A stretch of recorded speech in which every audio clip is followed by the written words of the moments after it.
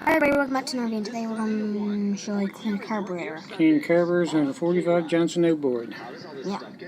Start with the light. First thing we've got to do, we've got to take the bowl off. We already got the floats off. Yeah, there's the floats. Now we're going to take the main jet out here. So we can make sure that's all clean. I'm going to dump that out on the table there like that. The jet, can't see it, there it is there. That's the size of it. And the carburetor looks fairly clean. Yeah. We're just going to use the hair hose and blow it all out. Make sure everything is free. There isn't much to a carburetor. Now we got to get our compressor. We got enough air there, I do believe. Yeah, I gotta check the light. Now we're going to use. Start with the light. We're going to blow out the carburetor. No gas in there, Austin. I'm trying not to. I'm trying to get the light in the camera. And now we're going to blow this carburetor out. Make sure there's no dirt or anything there is noise, in there. so if you have headphones on, that will slow it down. There isn't much, like I said, to the carburetors. These are fairly easy to do. Just making sure it's all blown out.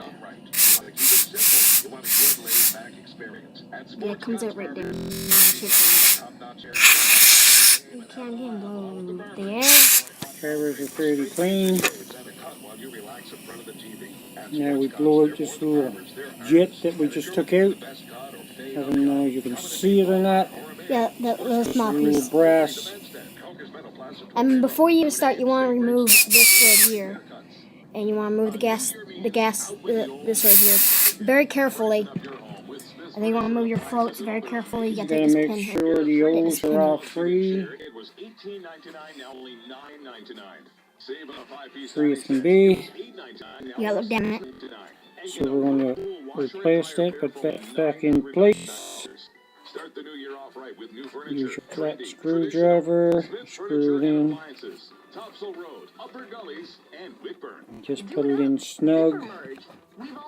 Once it goes in, whether the culprit is construction, an accident, or a motorist in distress, traffic can keep moving at a steady pace if everyone merges like a zipper. It's simple. Each motorist in the unaffected lane gets one vehicle from the okay, just in there, now you just snug it, finger tight. One vehicle at a time, like a zipper. Do it up and keep moving forward. Zipper merge. Now, we put the float and the inlet needle back in place. And there's a pin that holds that in, I think. So just make sure there's no dirt on the tip of your needle, the seat. The needle looks like that. That's what the needle looks like. I don't know if you can see it. Very small. It's got a rubber tip on it. It looks like a little small pencil, but okay. Seems okay. Just put it back onto the float. This is the float. Yeah, and put in like on just like you're putting a paper clip on it. Yeah. So we're going to put it into the carburetor now. We're going to put the inlet needle down into the seat. The little rubber piece on the carburetor. And then we're going to use this pin to slide through. Connects the float to the carburetor. So we'll make sure it gets through both notches. Now we got to line both notches. Now we got to check for the float height. As I can tell, the float height is way too low. I got to rise the float. So the only way you can do that is you got the bin, the tab right here. So you just put pressure down there and you pull up on your float. And you tip them up and down like this. Then you got to take them and look at them. See if he's level. And he's nowhere near level. Hang on now. Something right there. Okay, he looks pretty good there now. As you can see, the float is fairly level. So that's good. Now we're going to put the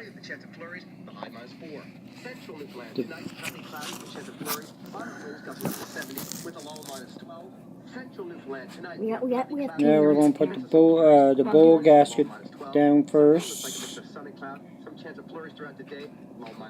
Like so. But first I got to check out this bottom half of the bowl. Yeah, 'cause sometimes that's mostly. Because this is where all the dirt gathers. I'm just going to check, make sure there's nothing there. This camera around. It's a lot easier. I'm going to take out the screw on the bottom of the bowl here now so we can check the main jet in on the bottom. Make sure he's free, and the only way to do that is to unscrew this here screw. It might be a little tight, but if he feels like he's tightening up, going one way, it means you're tightening in. Make sure you get the little gasket there that belongs, so it won't leak when you put the carburetor back on. And in this hole here, there's a jet. We got to make sure that's free, so we're going to blow in there now with the Okay, headphones, if you're on them, turn them down.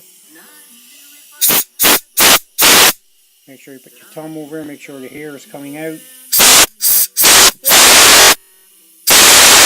So that means the hair is going through the jet and out through the hole there.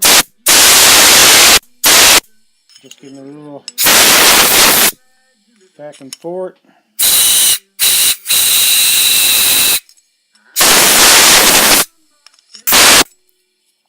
And little things you want. Fairly clean. If you really want to know, you can take a little piece of wire and just go in and see if it will go in through the jet and out, and you can look down, and if you had good eyes you could see that piece of wire in there. Let me see if I can see it. Yeah, you can see it go through there. Go through there, but you're probably not going to see it down there. Yeah, you can see it. That little piece of wire. Yeah, so the jet is free, so I don't have to take it out. If it was really dirty, I'd take it out. But it's not dirty, so I'm just going to blow it out.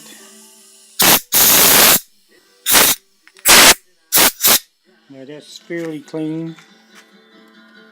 But there's no editing. No editing. I'm not editing little pieces. Now we're going to screw this drain screw back in. And if there's like a thing, how to tell like if it's tightening and not tightening, righty tighty, so like right it tightens up, left it loosens, so lefty loosey, right?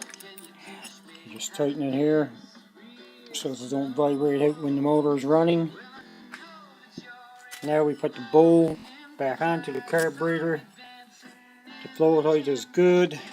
And it's for outboard motor, right? I'm just going to recheck that flow height now because I want to be sure. And if you look, it should be pretty level. The flow is fairly level. Yep, see the level? See, it's like right. That's good there. Right there, it's leveled. And we put our gasket back in place. Very carefully, because if you break this gasket, you need to make another. You need to either buy another one or make another one. Put the bowl down over like so. And now we'd install the 4 screws. I'm going to put a little bit of lubrication on each screw, so they won't be too hard to get out if you get to take the carburetor off again. And for lubrication, you just like use old oil and all that, right? I'm just using a little bit of transmission fluid here, what I got here. You can also use gear oil and grease and all that, right? Yes. Anything at all that'll lubricate the treads. Keep it from corroding. Like so. So we just lubricate that in place. very carefully. Remember our technique I told you? Righty, tighty, lefty, loosey. It's very simple once you just say it a few times. You take your Phillips screwdriver and you screw these screws in. You want a Phillips tip? Just snug them there yet.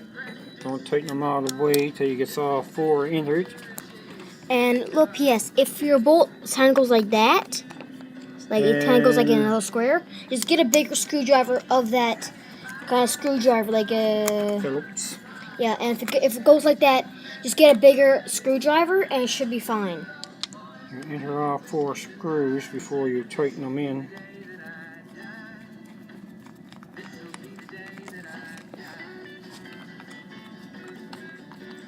And you tighten this one, then you crisscross over to the next one up here. And then you do it for the same side. Then you can jump over here and tighten this one. My iPod's gonna die soon. Then you come back to this one. Yeah.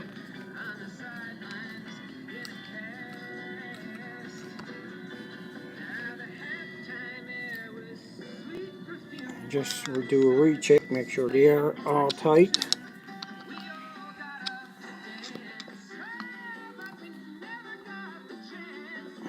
Okay. Bottom is on the carburetor. You just make sure that the throttle functions right, which is fairly free, no problems. As you can see, she don't have a choke. She has a primer, which is onto the body of the motor.